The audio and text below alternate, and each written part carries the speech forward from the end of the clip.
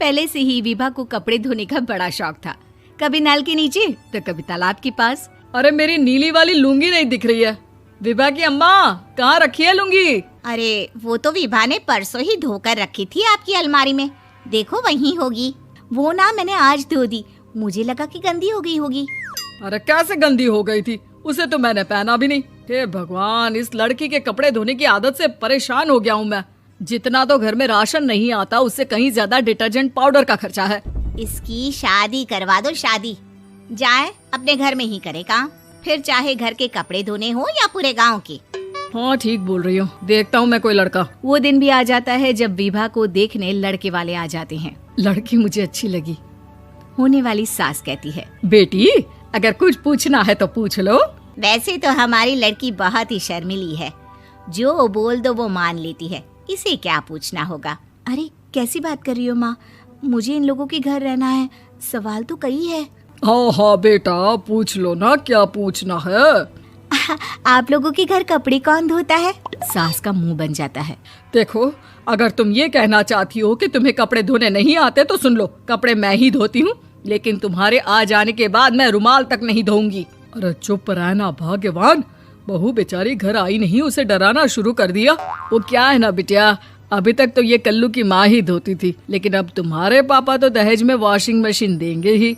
तभी विभा की माँ बोल पड़ती है, सवाल भी पूछा तो क्या। वैसे भाई साहब, मशीन की तो फिर भी कपड़े धोने की कैपेसिटी होती है, मतलब जो बिटिया दे रहे हैं ना विभा, इसे कपड़े धोने का बहुत शौक है। ये आप लोगों के क्या, आस पड़ोस गांव मोहल्ले सबके कपड़े धो दे और उफ तक ना करे।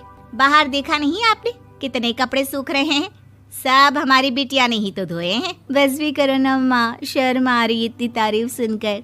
और तो और एक दाग निकाल कर दिखाओ तो मान जाओ। हाँ अच्छा अच्छा, माफ करना बेटा, मैंने गलत समझा, हमें तो रिश्ता बहुत पसंद है। और ऐसे जुड़ जाता है रिश्ता कपड़े धोने का शौक रखने वाली विभा का। उसकी शादी हो जाती है कोयला फैक्ट्री में काम करने वाले कल्लू के साथ। शादी के बाद अचानक विभा चिल्लाती हुई सास के पास आती है। सासू माँ, अरे सासू माँ कहाँ है आप?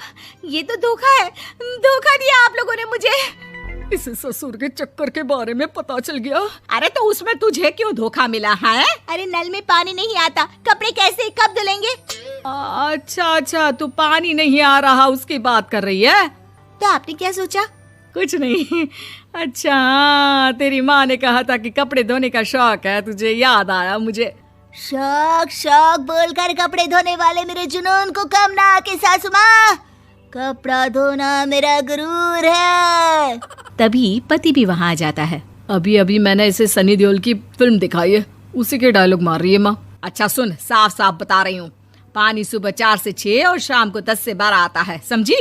विभा टाइमिंग सुनकर हैरान हो जाती है। ये क्या भूतों का मोहल्ला है?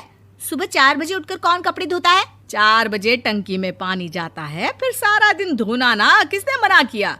अरे कैसी बात कर रही हैं? 200 लीटर की टंकी में कितने कपड़े धो लूंगी मैं, सुबह ही उठ जाऊंगी मैं। अब क्या था, विभा सुबह 4 से लेकर रात के 12 बजे तक कपड़े ही धोती रहती।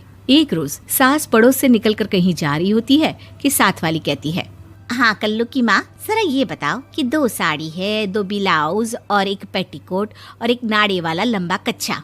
हाँ तो? अरे तो क्या, कितना लोगी धुलाई ये बताओ। धोबन दिख रहे हैं हम क्या? हमारे पति सरकारी नौकरी से अभी अभी रिटायर हुए हैं और बेटा सुपरवाइजर है कोयला फैक्ट्री में। धोबन समझ रखा है हमें?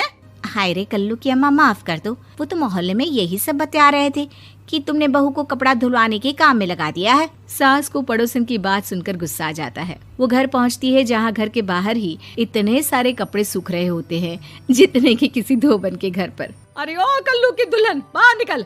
माँ जी यहीं आ जाओ, बाथरूम में चादर धो रहे हैं हम। अरे अभी हम धोते हैं, तुमको बाहर निकलो। ये आस पड़ोस वाले बोल रहे हैं कि हम बहू से कपड़े धुलवा धुलवा कर उसे कपड़ा धोने वाली बना दिए हैं। अरे छोड़ो ना माँ जी, किन लोगों की बातों में आती हो? आस पास के लोगों का तो काम ही होता है कि वो किसी तरह सास बहू को लड़ा दे। बहू सारे घर के कपड़े धोती है, ये क्या कम है? बोलिए।